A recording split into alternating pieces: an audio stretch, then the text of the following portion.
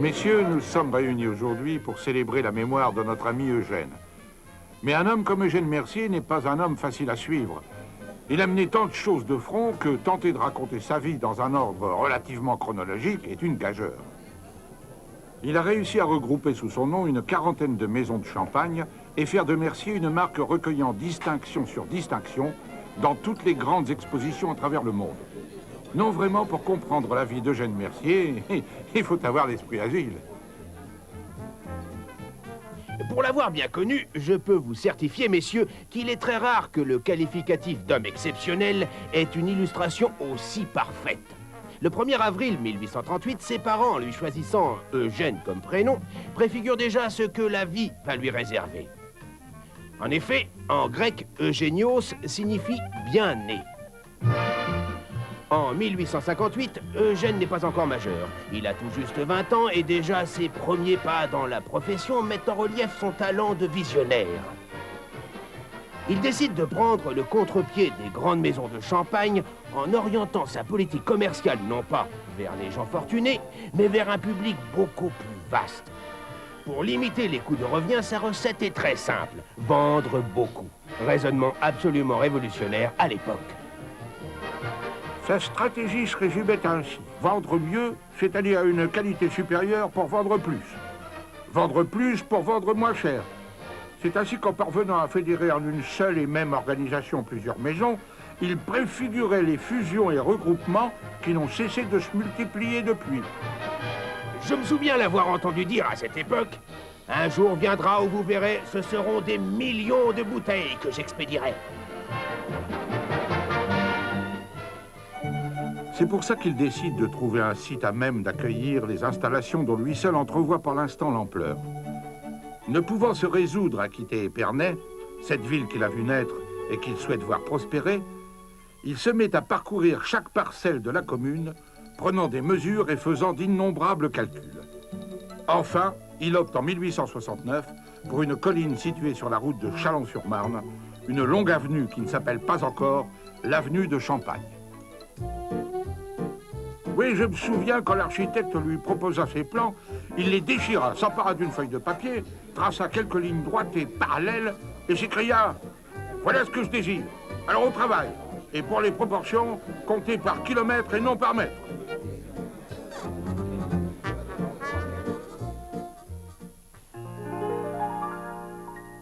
Son sens des affaires ne doit pas pour autant occulter les aspects terriblement attachants du personnage. Sa gentillesse et sa bienveillance sont demeurées légendaires parmi les membres de son personnel. Il n'oublia jamais qu'il venait d'un milieu simple et resta toute sa vie disponible et généreux à l'égard de tous.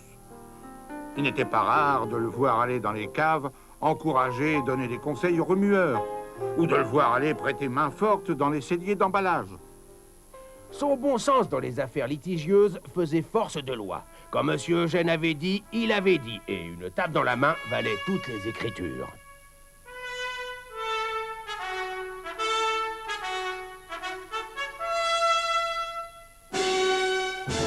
Vous avez raison, mon cher. Quand Eugène avait dit, il avait dit. Et le jour où il dit qu'il voulait chez lui à Épernay, le plus grand tonneau du monde, personne n'osa seulement imaginer la chose impossible.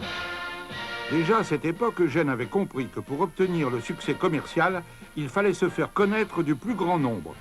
Il utilisait comme personne les moyens de son temps pour accroître l'image de sa marque. Sa politique publicitaire était toujours des plus innovantes. Il multiplia les publicités sous forme de reportages ou d'articles illustrés. Il organisa les premières visites de caves. Il fit peindre les wagons qui faisaient la liaison Épernay-Luxembourg au nom de Mercier. Il installa des stands Mercier dans les grandes manifestations populaires, en France et à l'étranger. De nombreux diplômes et médailles y furent récoltés. Une de ces démonstrations les plus spectaculaires à laquelle j'ai eu l'honneur d'assister eut lieu en 1889. Il décida d'expédier son foudre de plus de 20 tonnes à l'exposition universelle de Paris. Alors allait débuter le plus incroyable des convois. Le cortège était magnifique. En tête, 24 bœufs du Morvan avec leurs 12 conducteurs. Le tonneau majestueux et derrière, 18 chevaux de renfort pour la montée de certaines côtes. Au bout de 8 jours, cette folle équipée se retrouva aux portes de Paris. Et là, pour permettre le passage du géant porte de Pantin, il faudra consolider 3 ponts, acheter à prix d'or 5 immeubles qui gênaient dans les virages, et les raboter. Une fois arrivé dans l'enceinte de l'exposition, il faudra déraciner 2 chaînes et démolir une partie de la toiture d'un restaurant pour qu'enfin le fantastique tonneau puisse trouver sa place. Eugène pouvait désormais savourer sa victoire. Son foudre devint l'attraction majeure de l'exposition universelle, avec pour seul rival l'illustre Tour Eiffel.